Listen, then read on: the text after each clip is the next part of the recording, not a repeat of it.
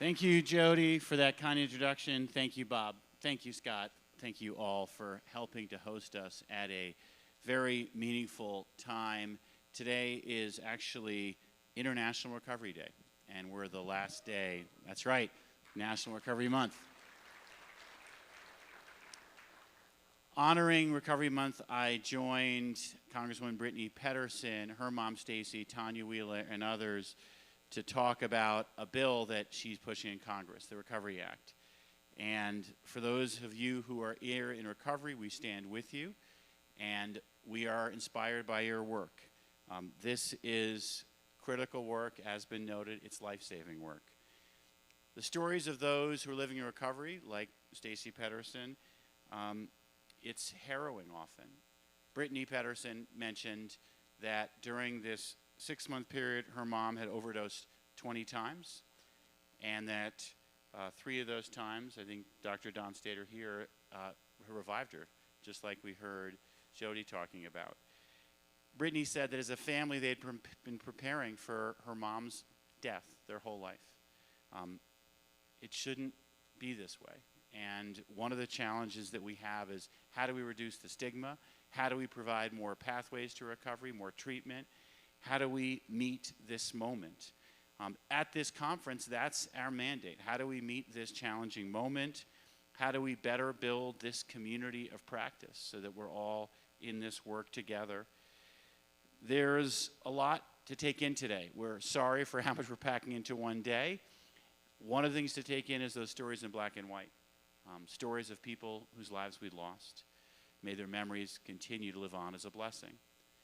One of those memories is Keith Rounds. We'll get to hear from Keith's mom, Tricia, and Keith's dad, Jason. They're here with us today. They'll be on a panel, one of the breakout sessions, talking about how families are affected by this crisis. Keith, like many who struggle with addiction, winds up in the criminal justice system. In his case, and this will be meaningful as we get to it shortly, he ended up in jail and there was no treatment available.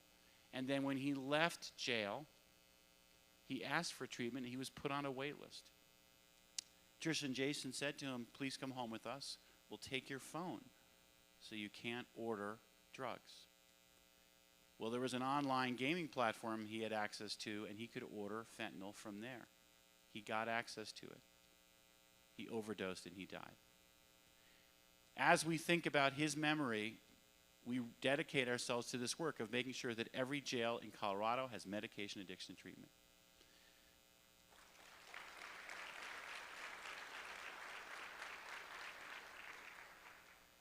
What we all know and need to remember is that time when someone is in jail and they are going through, in effect, detox.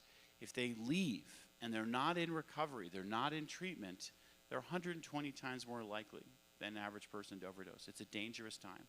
We have to support people during those times. We've worked hard on this in our department. We're giving $3.9 million to provide medication addiction treatment in our prison system. We're going to hear a panel this morning from Dr. Kruger about this work. And we're also, as I noted, going to acknowledge 5 jails across Colorado that are leading the way, showing us how medication addiction treatment can make a difference. I want to mention some of the investments we've made. It's really remarkable what Jamie and the whole team have done. We're bringing back to Colorado over $787 million.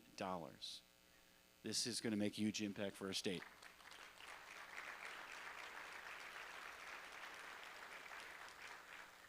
We've now launched a publicly accessible expenditure dashboard. Please take a look at how these funds are being spent.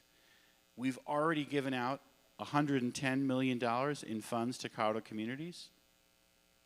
All 19 regions have developed and submitted 2-year plans for addressing this crisis.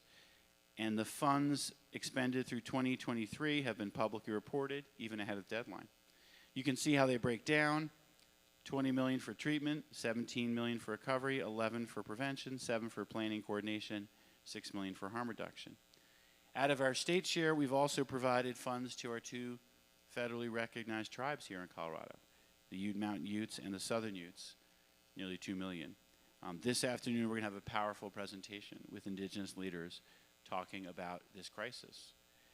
We've also received national recognition for our Connect Effect campaign. You'll see posters on your tables helping to get the word out to young people, and you'll learn more about it this afternoon from Rise Above Colorado. And you heard from Scott about our council. We've issued guidance on these funds and how they can best be used. We encourage you all to look at that.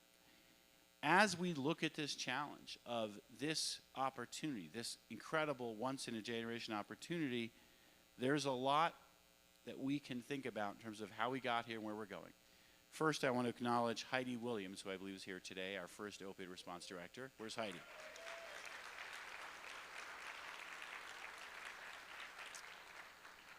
And then Jamie Feld is here doing incredible work, really working very hard. Give Jamie a round of applause. And then truly all of you. And what is so special about this community is we have leaders from local government, county commissioners, mayors. We've got leaders in law enforcement, public health, those in lived experience. We've got medical professionals and more. Please give all of yourselves a round of applause.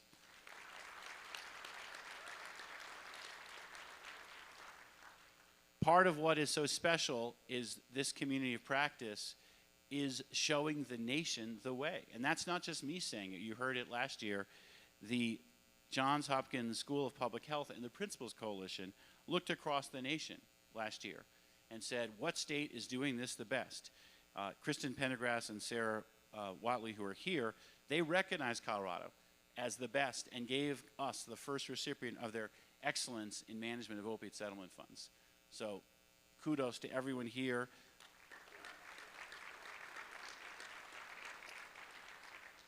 And perhaps followed a little bit more closely than Johns Hopkins, John Oliver, another John, he called out so many states for failing to transparently report how these funds were spent. But 2 states he called out for praise. That was us in North Carolina.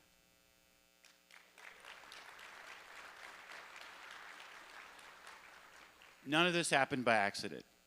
Really, this was an incredible effort with some important guiding principles, including that 90% of the funds would be spent at the local and the regional level.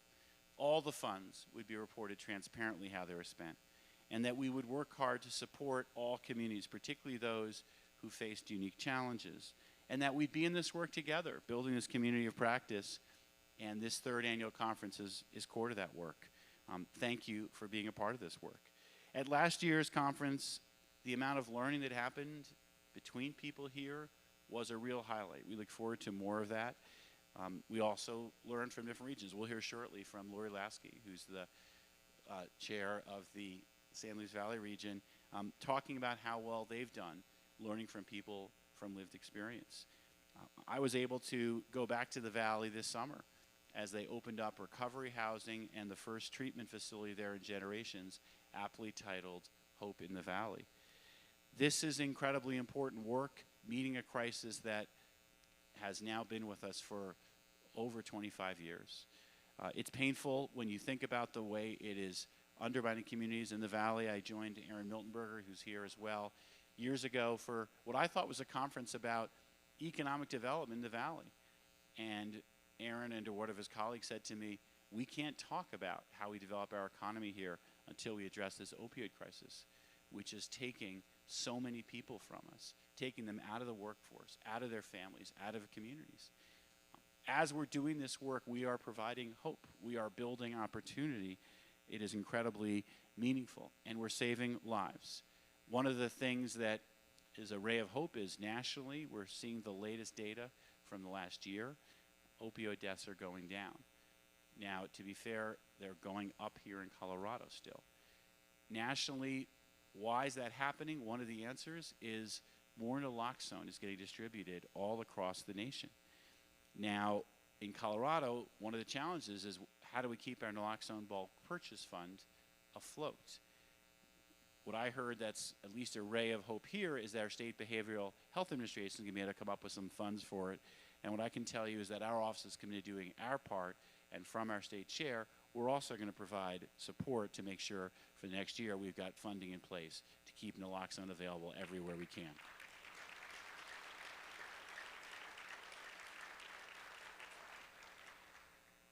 I'm also committed to make sure we support all the regions the best we can. That's why we were able to get a white paper that was developed to give guidance on best practice. We'll talk about that shortly. Amber will join me in the panel. Some important principles that came from that work, and you can see the white paper. We have copies here for you. It is on our website. How does a region develop a shared vision? How do they commit to ongoing learning and reflection? How do they ensure they're transparently and effectively communicating with all stakeholders? How do they build long-term plans that ensure continued support and abilities to address this crisis? And how do they make sure that they keep a spirit of true collaboration? We've got over 50 incredible speakers here at this conference, and there's so many people who helped make this conference possible. I want to take a few minutes to thank them. First, our Colorado Opioid Abatement Council members, our Opioid Crisis Recovery Funds Advisory Committee, and our Substance Abuse Trend and Response Task Force. Can we give them all a round of applause for their leadership?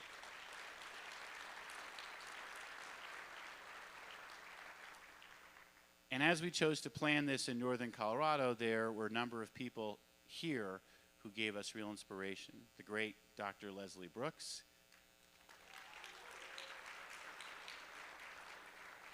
I saw MJ Jorgensen here as well. Thank you, MJ, for all your incredible work. Deserved love in this room for both. Two great humans. I also need to thank our great team. I mentioned Jamie before. I want to also acknowledge, and many of them are probably not here because they're working, Jack Patterson, Natalie Sandoval, Christian Dykson, also Robin Stoyer, Danielle Holmes, and Mimdi Baumgartner. Can we give them all a round of applause?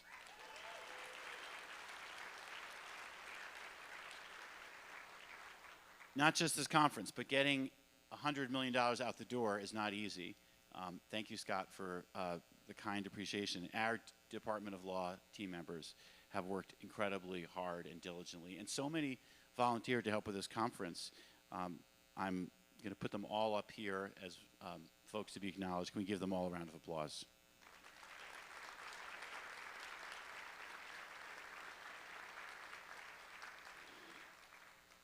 We've got all these incredible leaders from 19 regions and some people here who are future leaders. If you're not already involved in this work, it's not hard to get involved, truly. Just raise your hand. Feel free to let Jamie, myself, anyone else know, and we'll get you engaged. This is going to be meaningful, collaborative, and ongoing work for years to come. What we recognize now is this crisis is more deadly than it's ever been. I am scared because the move from heroin to fentanyl makes it more deadly. This is a journey that many people here have lived or watched others live. The stories I heard, I remember going down to Colorado Springs for a town hall, and someone showed up there during the day, and he said, I'm here with my son because I lost my wife to this crisis. She got addicted to painkillers. She was a highly educated, successful person. She ended up moving to using heroin and living on the street, and she overdosed. And he said, and we lost another son to this crisis. And I'm here because I want to make sure that we meet this moment. Well, now that we've got fentanyl replacing heroin, it's 50 times more potent than heroin. Our work is harder. Our work is more important on all fronts that we mentioned: prevention, treatment, recovery, harm reduction. This is about how we save lives, how we provide people with opportunity and dignity.